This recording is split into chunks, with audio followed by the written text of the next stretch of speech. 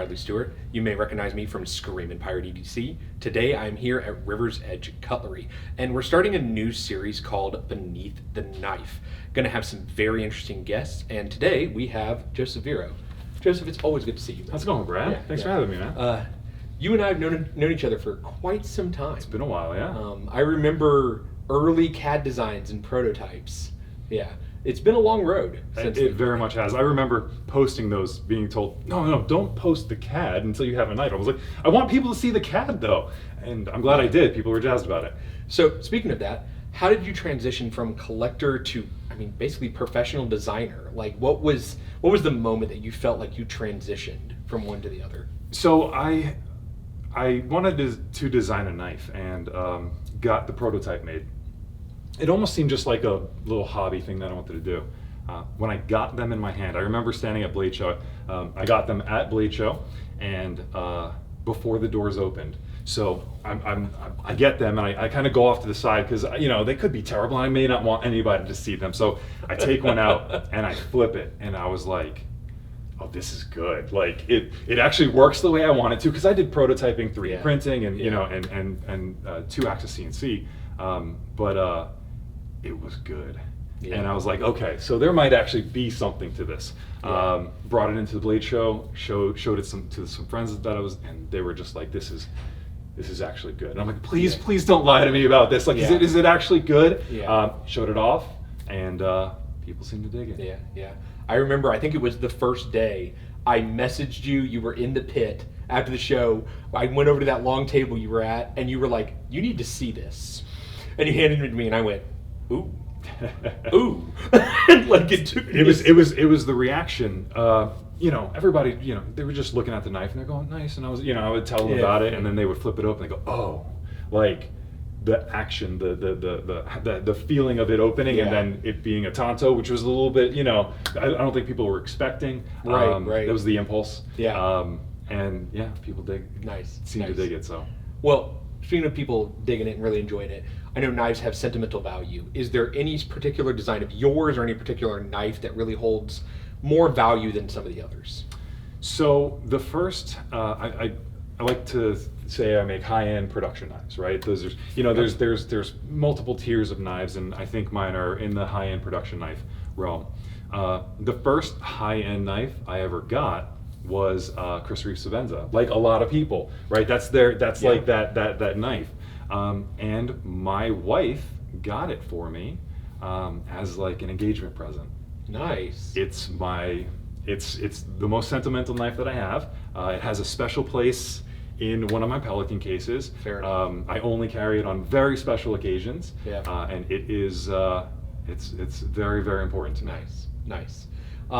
So speaking of that, you work with your wife every day, and I know that working with someone who you are in a relationship with can sometimes be interesting, but also you get to look at what the future holds together, which is always fun.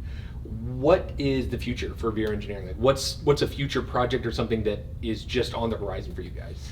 So it was interesting actually starting to work with my wife. I kind of forced her to quit her job. I couldn't do it all by myself, It was like the writing was on the wall with the company. I very recently had to quit my job that I loved to start this. Let her know that she might have to quit her job. Then she did, and it was the right decision. Yep. Somebody actually mentioned today that anytime Vero Engineering is mentioned online someplace, it says, Vero Engineering, knife designs, blah, blah, blah, and their customer service is fantastic. Well, that's the Michelle piece. That's my wife. She's that person. She gets an email. It'll be at night, and then she'll come and talk to me. I'm like, babe, please, let's just, like, you can wait until the morning. Like, come on, like, I'm brushing my teeth here, So she was very passionate about making sure that our customer service was great, and she's done a great job building that out. We now have a team. So we hired my sister actually for social media. We brought somebody else on to help with marketing. I have a couple guys that help. So it's like we went from just Michelle and me doing all of this to bringing people on. Yeah. And the company's growing, and hopefully Nice. it keeps going that trajectory. Nice, nice, very nice. So let's do some rapid fire questions. Sure. It's just gonna be right off the top. If you had a time machine, would you go to past or future? Future. 100% the future. Yeah. You know, technology, you always wonder what it's going to be in the future. You always wonder like how people's lives will change. Oh, yeah. Our lives are so much better now than they were, you know, when we didn't have Yeah. electricity. You know, like there's some Yeah. there's some of these like huge advances we make that just exponentially increase quality of life. Absolutely. I want to see what that next one is. I want to be there for it. Yeah, absolutely. I Yeah. agree.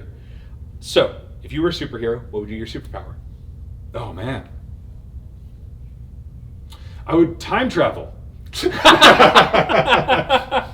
then I could do both of those things in the last one. There you go. That would be There you really go. cool. There you go. And then I could do like hot tub time machine. I'll go in the future, find out what that advancement is, and then that'd be the next Vero Engineering thing. There you go. So you would already know. Exactly. Okay.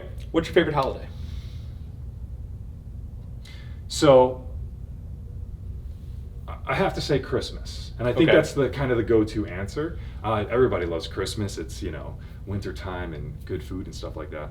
But I have a 4 and 6-year-old now, 2 boys, and I love buying them presents. Nice. I mean, Nice. just like even though they may only play with that thing one time and it may just go into a corner, Yeah. but the happiness and seeing them so excited opening up the thing that they saw that they wanted and didn't think they were getting and now they got, Yeah. like that's just become amazing. Like that's so Nice. I'm looking forward to Nice. it. Yeah, I could absolutely see that. What is one person that inspires you, whether it's day to day or designs or anything like that?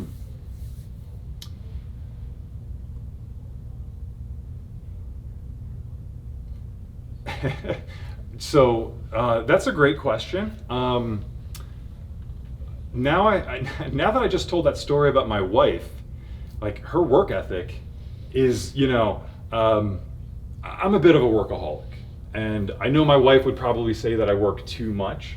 But being able to see her and her work-life balance and what she puts into the company and how she kind of inspires me to do what I'm doing, I definitely say her. I think she might be surprised to hear that. But yeah, like I said, it's been amazing getting to work with her Yeah. and to see how she does it, and getting to be a part of that. It's pretty awesome. Yeah, yeah, I completely understand that. Yeah, taking my wife to shows and just her interacting and seeing all of this Yeah. has always been a great thing. Yeah, So- yeah, it's cool because I know I see you. I know your wife is going to be right Yeah, there. yeah, Say hi to her yeah. as well.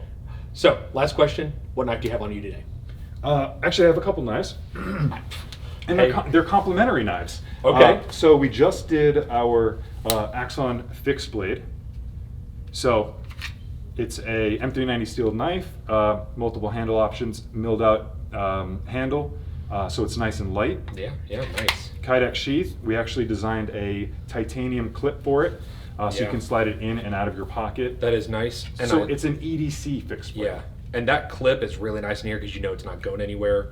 Like that a whole lot, and it's a lot slimmer. Yeah. Than a lot of people I think were expecting. Yeah. Which is nice. Yeah, I absolutely. like a nice thin knife, especially in a fixed blade because you don't want it getting in the way. You don't want this big round handle. Exactly, and if it's an EDC fixed blade, you're not going bushcraft with it, right? You maybe go outside and cut some of your bushes down or something Right. like that, break down some boxes, but you don't need Right. a big bulky handle, a 4.5-inch blade on it. No. You want it nice, thin, and easy to carry so that it's on you when you need it. Yeah. So that's why I designed it like that. Fair enough. And Fair then enough. as a complementary knife, here is the Axon mini frame lock in DLC. So they kind of match.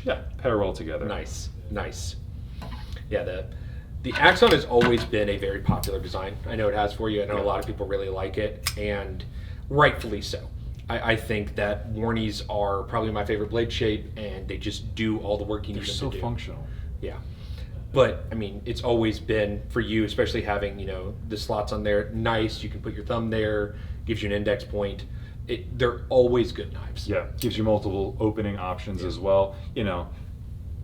yes, a knife is supposed to work, right? It's supposed to cut Yes. things, but it Yes. might as well be fun while you do it, you know? Absolutely. Enjoyable taking in and out of your pocket, Absolutely. enjoyable opening, enjoy bothering your wife while you're snapping it open and closed instead of watching the movie that you're supposed to be watching. Absolutely. Absolutely.